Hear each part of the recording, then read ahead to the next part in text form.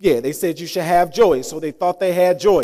But when things went haywire and they come to find out they didn't have joy, they blamed joy as to why they had this breakdown. But I've come to find out it's not joy that you should be blaming. Watch this. Some of you didn't have joy in the first place. It's sort of like a gold chain. And man, them Arabs is slick, boy, $24.99. This big, thick, bling, bling gold chain. And you know the 15, 16-year-olds, man, they like, how much? And then they go borrow $25 and they put it around their neck and they just walking around, look at my chain. And they walk around. You say, is it real? You like, they like, yeah, it's real. Can't you see? And only to find out that before they go to bed, that chain that they thought was real, that they were showing off to everybody, only to find out that their neck started turning green. Yeah, and now they're blaming the chain as if the chain is not doing what it was supposed to be, was supposed to do. Are you hearing what I'm saying? But it wasn't the chain, it was the understanding of the chain, watch this, that caused that breakdown. Because if they had understood that there is no way you're going to get a fat real chain for $24.99, they wouldn't have purchased it in the first place. And some of you guys have been misunderstanding this thing called joy, and you're putting this thing on and you walk around saying, look at my joy. I'm happy with my life. And here's the thing with joy, because because most of us are happy. We don't have joy. Ooh-wee. We got a lot of happy believers. You remember the song, Don't Worry, Be Happy? That's not the song I want. What's the song? If you're happy and you know it, clap your hands. Yeah, you remember that? If you're happy and you know, I love that song. Don't you like that song? Yeah, but here's my problem with that song. They always choose to sing that song at the same time. Birthdays, party, you know, where everything is all good. But what about if I pulled up to your house and I brought a choir with me and you just lost your job? And yeah, you just got a divorce, and people talking about you, and you just got a disconnection. Here's what I'm going to do on today. I'm going to sort of recall happiness. You know how they recall them Honda cars?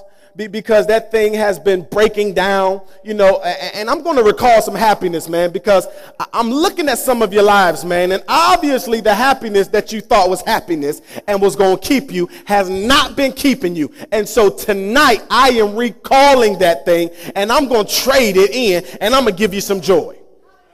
If you receive, say, I receive.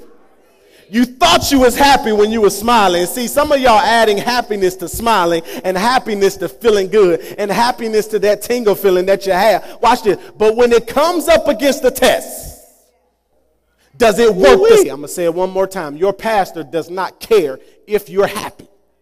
No, I'm trying to get something else to you. Something else that is so powerful that this thing will keep you whether or not you got a job, or if you do, whether you do or don't have a job, whether they're with you or not with you, whether the car is there or it's not there, whether the credit is good or it's not good, whether your kids is acting right or they're not acting right, whether you're in sin or whether you're out of sin. I'm trying to get something to you that will never fail you.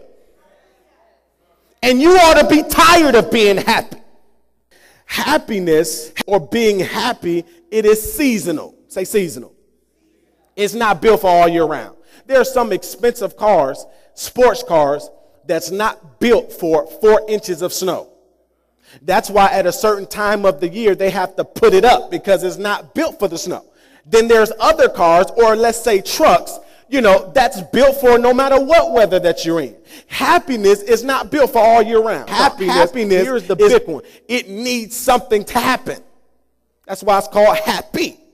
It needs something to happen in order for that thing to be fulfilled. Something has to happen. Either something has to go in my favor, somebody has to treat me right, some money has to come in the mail, somebody got to tell me yes. Whether it's joy is like that security guy, you know, overseas, where he just stand up like this. And everybody, y'all know what I'm talking about? And he just walked past, and I'm looking at people looking in his face, and they digging up their nose, and they doing everything trying to get this joker to blink. And he just standing still just like that. Because he was not called to that position to worry about what you're doing. Are you hearing what I'm saying? And joy is sort of like that security guard. It's not attracted to anything. It's just there to do what it was called to do. And that's why I got to get joy in your hand. Because if you can get joy when the devil comes by your way with all this stuff tempting you, your joy be just like this. And he'll throw fornication. He'll throw bad language. He'll throw an attitude problem in your face. People will be talking to you, trying to get on your nerves. And because you got so much joy, you just like this. And people wonder, how in the world can he not be blinking after all these people walk and it's 30 degrees below outside? How in the world is he able to? It says, I'm going to read it and I'm going to go back. It says, this is the day. Y'all remember that? That sounds familiar, doesn't it?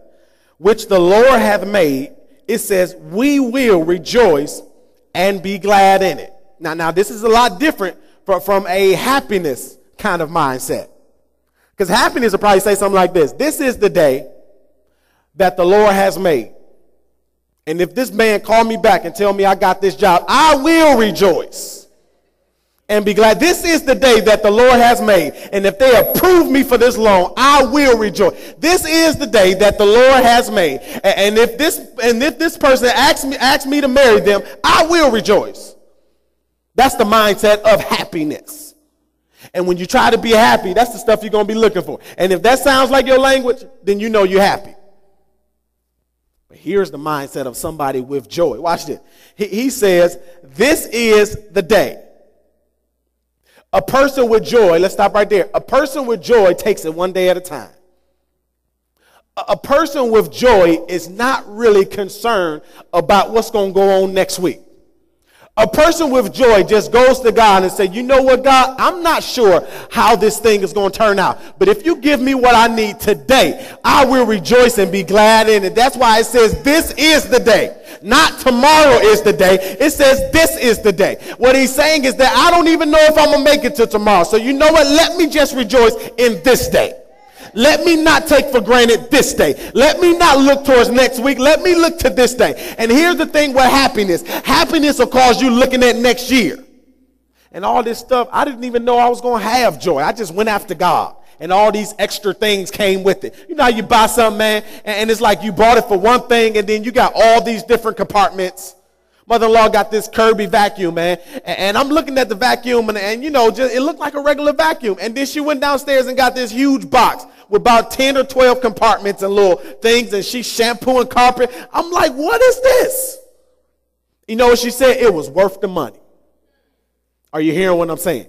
And when you get God, at first, you don't see everything that comes with it. And you're like, man, you spent that much money on God. You mean to tell me you gave up your life and your friends and your worldly possessions for this? Is that all you got? But boy, when you go downstairs and get that box and open that thing up, they be like, man, that came with it and that came with it, and you can do that with it too. You mean to tell me you can have some joy and peace? Then you can say, man, it was worth the money. You need to get you one. One what? A relationship with God. Because it is well worth it, man. And you may not see it all right now. You may not see everything that comes with them. But if you just go ahead and get them, and you call me the salesman, so I'm trying to get you to purchase this thing. It's already been purchased in terms of Jesus' blood, but I'm trying to get you to give up something for it. Give up what? Your will.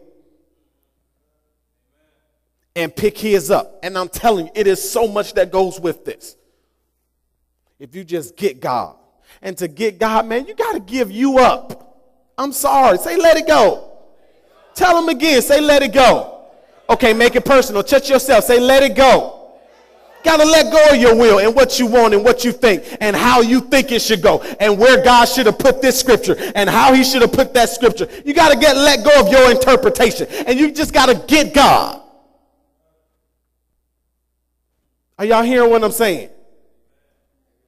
I'm not mad. I'm just passionate because I want you guys to get a hold of this.